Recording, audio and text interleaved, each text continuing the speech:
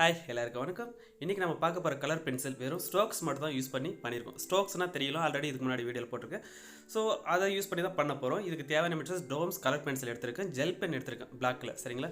So இதுக்கு தேவையான chart வந்துட்டு நீங்கள் எதுவும் யூஸ் பண்ணலாம், பட் திக்னஸாக இருந்தால் போதுமானது. பேப்பர்ஸ் திக்னஸாக இருந்தால் போதும். நார்மல் ட்ராயிங் புக்கில் கூட ஸ்டார்ட் பண்ணலாம், நீங்கள் எத்தனை வேணாலும் பண்ணுங்கள், பட் பேப்பர் மெலிசாக இல்லாமல் பார்த்துக்கோங்க, அவ்வளோதான், சரிங்களா?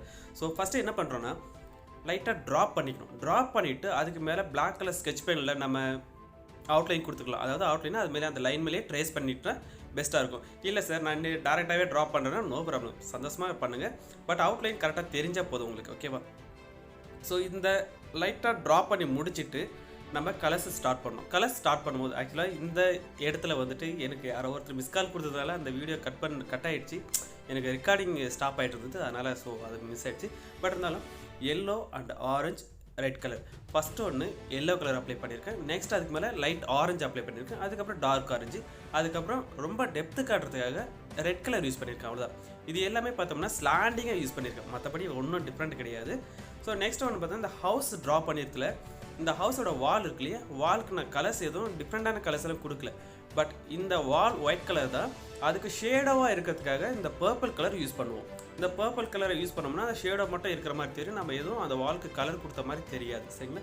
அதுக்காக இந்த பர்பிள் கலரில் லைட்டாக அந்த ஷேடோ எங்கே இருக்குமோ அந்த இடத்துல மட்டும் கொஞ்சம் லைன்ஸ் மட்டும் போட்டுட்ருக்கேன் ஸ்ட்ரோக்ஸாக, சரியா?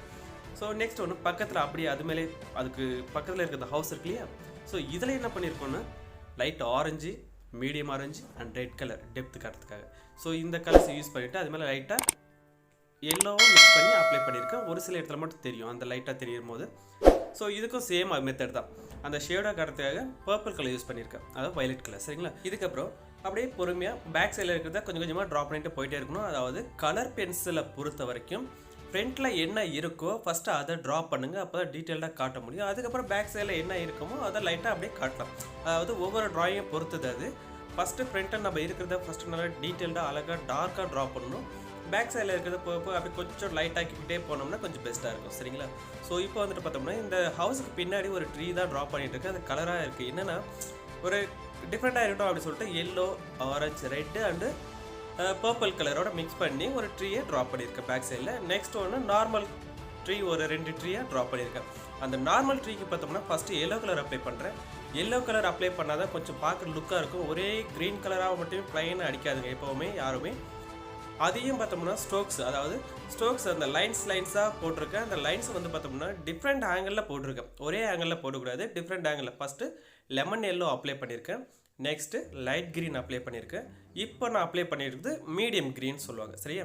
ஸோ அந்த மீடியம் க்ரீனை அதே போல் கொஞ்சம் கொஞ்சமாக அங்கங்கே எல்லாம் ஒரே இடத்துல அப்ளை பண்ணக்கூடாது. நெக்ஸ்ட் ஒன்று டார்க் க்ரீன் அப்ளை பண்ணேன். டார்க் க்ரீன் அப்ளை பண்ணி முடிச்சுட்டு அதுக்கு மேலே டார்க் ப்ளூ அப்ளை பண்ணியிருக்கேன். அதாவது டார்க் ப்ளூ அப்படின்னு பர்ஷியன் ப்ளூன்னு சொல்லுவாங்க, அதுதான் டார்க் ப்ளூ.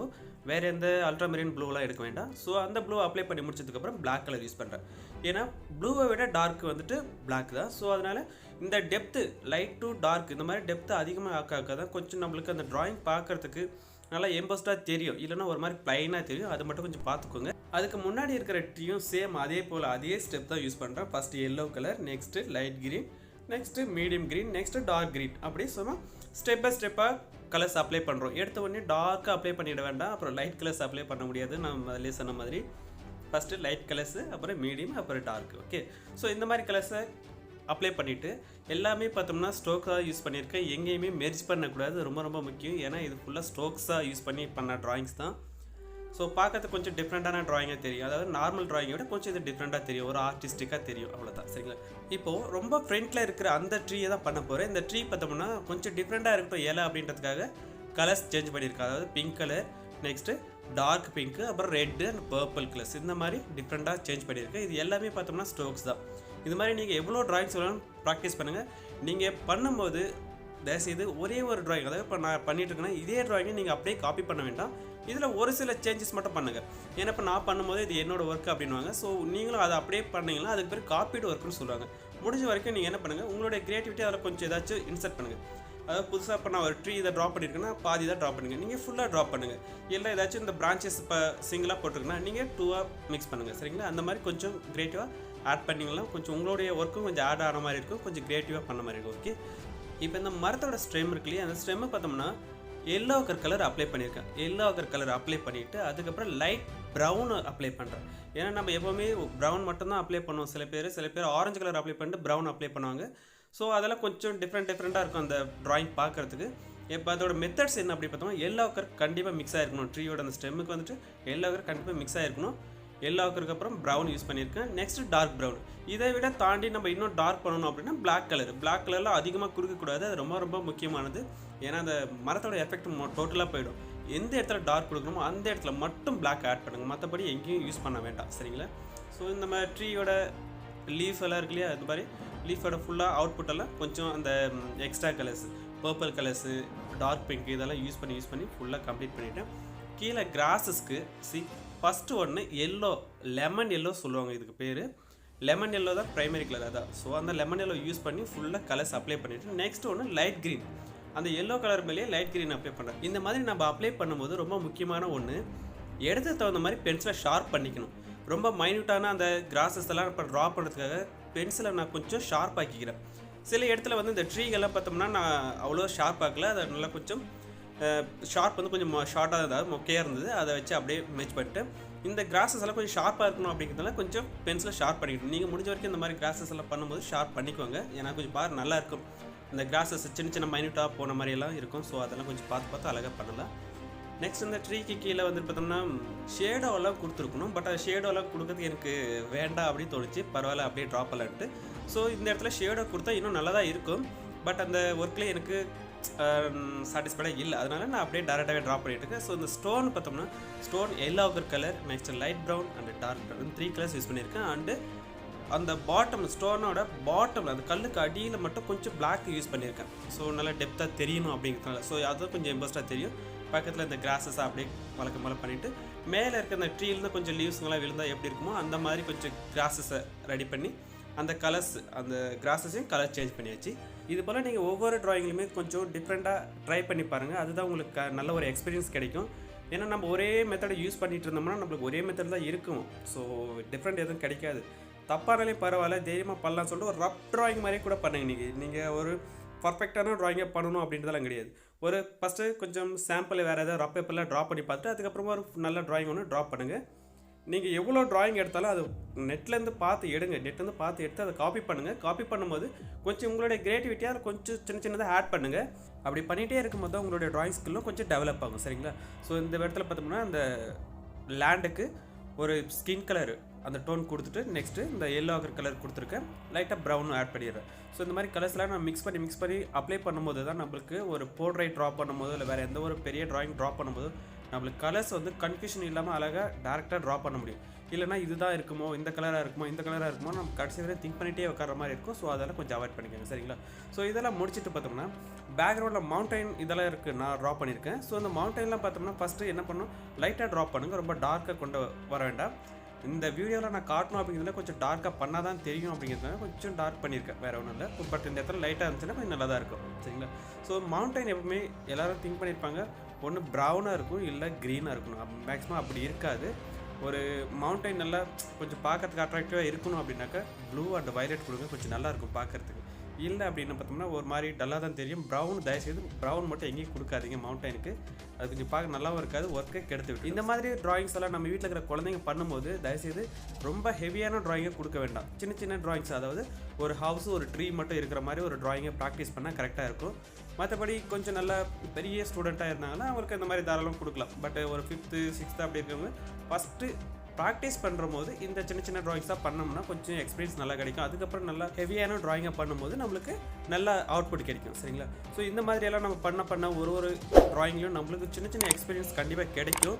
மேக்ஸிமம் நல்ல ஒரு வீட்டில் இருக்கிறவங்க, அதாவது போர் அடிக்கிறது சொல்லிட்டு உட்காந்து வீட்டில் நம்ம ட்ராயிங் பண்ணுவோம் இல்லையா, அவங்களாம் மேக்ஸிமம் போர்ட்ரேட் தான் ட்ரா பண்ணுறீங்க. இந்த போர்ட்ரேட் ட்ரா பண்ணும்போது இந்த மாதிரி ஃபஸ்ட்டு சின்ன ட்ராயிங்ஸ் எல்லாம் கொஞ்சம் ப்ராக்டிஸ் பண்ணிங்கன்னா உங்களுக்கு கலர்ஸ் கொஞ்சம் லேர்ன் பண்ண முடியும்.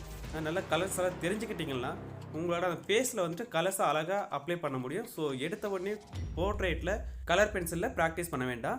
அது நம்மளுக்கு கொஞ்சம் சரியாக வரல அப்படின்னா அஜிஜோ சரியாக வரலையே அப்படிங்கிற மாதிரி மைண்ட் தாட்டும் உங்களுக்குள்ள கண்டிப்பாக வந்துடும். ஸோ அதை கொஞ்சம் அவாய்ட் பண்ணிக்கோங்க. இந்த மாதிரி சின்ன சின்ன ட்ராயிங்ஸ் இதுதான் பண்ணணும் இல்லை, நீங்கள் ஃப்ரூட்ஸ், வெஜிடபிள்ஸ் அண்ட் ஃப்ளார்ஸு இந்த மாதிரி எல்லாத்தையும் சின்ன சின்ன ஆப்ஜெக்ட் எல்லாம் எடுத்து நீங்கள் அழகாக பண்ணீங்கன்னா உங்களுக்கு அந்த கலர்ஸ் கொஞ்சம் இதுதான் வரும், நம்மளுக்கு இந்த கலர்ஸை மிக்ஸ் பண்ணால் இந்த கலர்ஸ் வரும் அப்படின்னு தெரிஞ்சதுக்கப்புறம் நீங்கள் ஈஸியாக வந்துட்டு போர்ட்ரேட்டில் கலர்ஸை பண்ணுறதுக்கு தாராளமாக ப்ராக்டிஸ் பண்ணிக்கலாம். அது இல்லாமல் ஒரு ரஃப் ஸ்கெட்ச், ஒரு போர்ட்ரேட்னா அதை சும்மா ரஃபாக ட்ராப் பண்ணுங்கள். ட்ராப் பண்ணிவிட்டு அது மேலே வச்சு கலர்ஸை ப்ராக்டிஸ் பண்ணுங்கள். நிறைய ப்ராக்டிஸ் பண்ணிவிட்டு அதுக்கப்புறமா ஒரு நல்ல ஒரு போர்ட்ரேட்டை ட்ராப் பண்ணுங்கள். கண்டிப்பாக வரும். நிறைய பேர் வந்து கலர்ஸில் தான் கொஞ்சம் மிஸ் ஆகுது, எப்படி கலர் பண்ணுறதுன்னு தெரியல அப்படிங்கிற மாதிரி கொஞ்சம் கேட்டுட்ருக்கீங்க. அதுக்கு இதுதான் பேசிக். ஆக்சுவலாக ஒரு லேண்ட்ஸ்கேப்போ ஒரு சீனரி, ஒரு ஃப்ளார்ஸ், இந்த மாதிரி பேர்ட்ஸ், இந்த மாதிரி இதெல்லாம் கொஞ்சம் ட்ராப் பண்ணி ப்ராக்டிஸ் பண்ணிங்கன்னா உங்களுக்கு போர்ட்ரேட்டில் ஈஸியாக ட்ராப் பண்ண முடியும். ஸோ அதுக்காக தான் இந்த வீடியோ மேக் பண்ணிட்டு ஓகேவா. ஸோ இது ஃபுல் அண்ட் ஃபுல்லாகவே ஒரு ஸ்ட்ரோக்ஸாக தான் ட்ராப் பண்ணிகிட்ருக்கோம், மற்றபடி வந்து அந்த மெர்ஜிங்கெல்லாம் பண்ணலை. ஸோ இது மெர்ஜிங்காக பண்ணும்போது நம்ம போர்ட்ரேட்டில் பண்ணிக்கலாம். பட் இந்த அளவுக்கு கொஞ்சம் நம்ம ப்ராக்டிஸ் பண்ணோம்னா நம்மளுக்கு நல்ல எக்ஸ்பீரியன்ஸ் கிடைக்கும். இதெல்லாம் கொஞ்சம் வீட்டில் உட்காந்து டைம் பாஸ் பண்ணும்போது, அதாவது போர் அடிக்கும் போது உட்காந்து ப்ராக்டிஸ் பண்ணுங்கள் ஓகேவா. இந்த ட்ராயிங்குமே பார்த்தோம்னா இந்த பேக்ரவுண்டில் இந்த லேண்டுக்கு ஃபுல்லாக yellow, light green, dark green இதெல்லாம் மிக்ஸ் பண்ணி கொடுப்போம். மேக்ஸிமம் நான் அந்த கலர்ஸை தான் மிக்ஸ் பண்ணி கொடுத்துட்ருக்கேன். கொஞ்சம் பார்க்கறதுக்கு அட்ராக்டிவாக இருக்கும், அவ்வளோதான். மற்றபடி நம்ம ப்ராக்டிஸ் பண்ண தான் நம்மளுக்கு இன்னமும் கொஞ்சம் நல்லா டெவலப் பண்ணிக்க முடியும். அதெல்லாம் கொஞ்சம் நல்லா ப்ராக்டிஸ் பண்ணுங்கள் முடிஞ்ச வரைக்கும். முக்கியமாக குட்டி ஸ்டூடெண்ட்ஸ், அதாவது சின்ன சின்ன ப்ரைமரி ஸ்டூடெண்ட்ஸ் எல்லாம் பார்த்தீங்கன்னா கொஞ்சம் சின்ன ட்ராயிங்கை எடுத்து பண்ணும்போது ரொம்ப சின்னதாக பண்ணிடுறேன். நீங்கள் ட்ராயிங்கை பெருசாக பண்ணுங்கள், பட் ஆப்ஜெக்ட் சின்னதாக, அதாவது ஹவுஸ் மட்டும் ட்ரா பண்ணுங்கள், பக்கத்தில் ஒரு ட்ரீ ஆட் பண்ணுங்கள். இந்த மாதிரி ட்ரா பண்ணி ப்ராக்டிஸ் பண்ணுங்கள். அதுக்கப்புறம் ஹெவியான ட்ராயிங்கெல்லாம் கொஞ்சம் நல்லா அழகாக ட்ரா பண்ண முடியும். சரிங்களா. சரி, இது வரைக்கும் முடிச்சாச்சு. இதுக்கப்புறம் பார்த்தோம்னா ஸ்கின் கலர், அந்த ரோட்டுக்கு வந்துட்டு மண்ணு காட்டுறதுக்காக ஃபஸ்ட்டு ஸ்கின் கலர் அப்ளை பண்ணுறோம். நெக்ஸ்ட் பார்த்தோம்னா லைட் ப்ரௌனு, டார்க் ப்ரௌனு இந்த ஷேடாவோட கொடுத்தோம்னா பார்க்கறதுக்கு கொஞ்சம் லுக்காக தெரியும். பார்க்கறதுக்கு ஒரு வே வந்துட்டு, அது ஒரு வழி வந்துட்டு லாங்கில் இருக்கும்போது எப்பவுமே சின்னதாக தெரியும், நம்ம கிட்ட வரும்போது பிக் சைஸாக தெரியும். அது ரொம்ப ரொம்ப முக்கியம். எடுத்த உடனே வந்துட்டு லாங்கில் இருக்கிறதும் பக்கத்தில் இருக்கிற அந்த வேவும் வந்துட்டு ஒரே டிஸ்டன்ஸாக போடுங்க. இப்போ நான் போடுறது இல்லையா, லாங்கில் இருக்கும்போது அது சின்னதாக தெரியுது நம்மளுக்கு, பட் கிட்ட வர கொஞ்சம் பிக் சைஸாக அப்படியே விரிஞ்சு இருக்கிற மாதிரி காட்டணும்.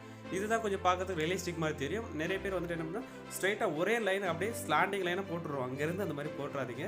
ஸோ அதை மட்டும் கொஞ்சம் அவாய்ட் பண்ணிக்கோங்க. இதுக்கப்புறம் வர ட்ராயிங்ஸ் எல்லாம் மேக்ஸிமம் இந்த pen drawing, next post colour, water colour and glass painting. Next வந்து ஃபைனலாக இந்த போர்ட்ரேட்டு அவுட்லைன் ட்ராயிங்காக எப்படி ட்ராப் பண்ணுறது, ஃப்ரீ ஹேண்டாக எப்படி ட்ராப் பண்ணுறது அப்படிங்கிறது கடைசியாக பார்ப்போம். இந்த 15 கிளாஸஸ்க்குள்ளே சொல்லியிருக்கலையே, அந்த 15 கிளாஸஸ்க்குள்ளே முடிச்சுப்போம். சரிங்களா.